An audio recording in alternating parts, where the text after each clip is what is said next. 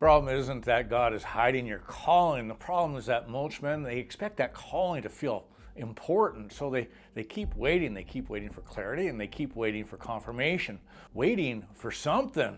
But Scripture rarely shows that calling arrives that way. More often, calling, it begins with obedience that just feels really small. In 1 Samuel 16, the prophet Samuel, well, remember, he's sent to the house of Jesse, and then God tells him that one of Jesse's sons is going to be the next king of Israel. And Samuel sees that first son, and then he assumes immediately that this has got to be the guy. But God corrects him in 1 Samuel 16. Do not consider his appearance or his height, for I have rejected him. And the Lord doesn't look at the things that we look at. See, we tend to look at the outward appearance, but the Lord, he looks at your heart.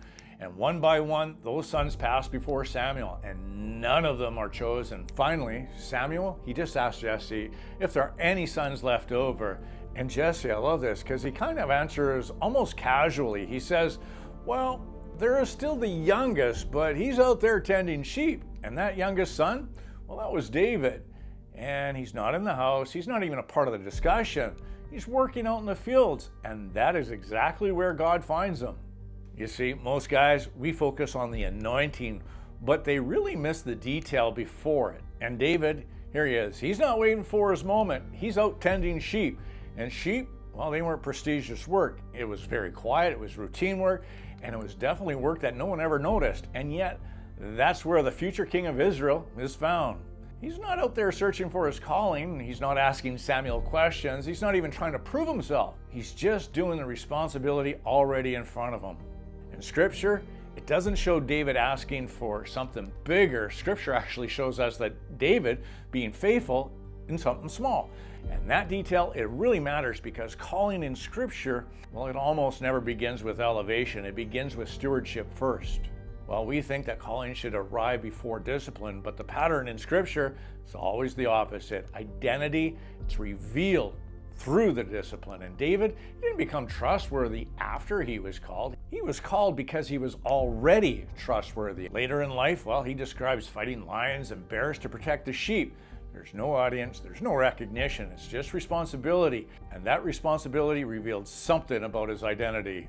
God didn't choose David because he looked like a king. God chose David because his private discipline already showed the heart of one.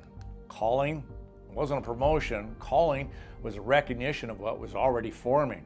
So here's the question we're sitting with. You say you feel you're called to do something more, but what are you doing with what's already in front of you?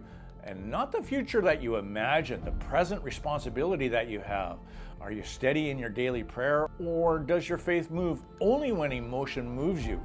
Do you open Scripture consistently, or just only when something in life becomes a little bit difficult? And are you faithful with the work already in your hands, or quietly restless for something that looks more meaningful?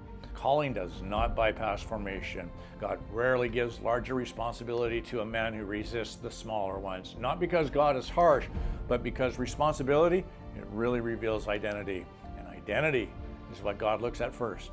So none of what I'm talking about today is condemnation. It's just clarification. Discipline is not God proving your worth. Discipline is God forming your steadiness. Correction, it's not rejection. And I know I say that a lot, but it's instruction and structure, not legalism. It's training. David's years in the field, not wasted time. They were preparation.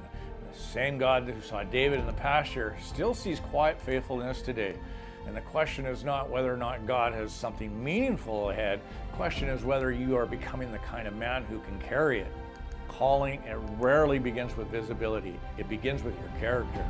And a man who waits for calling before becoming disciplined, he's going to wait a very long time. But a man who quietly becomes disciplined, he may one day just discover that God has already been preparing him.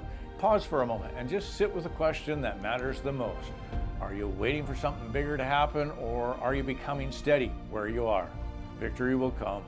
Be strong.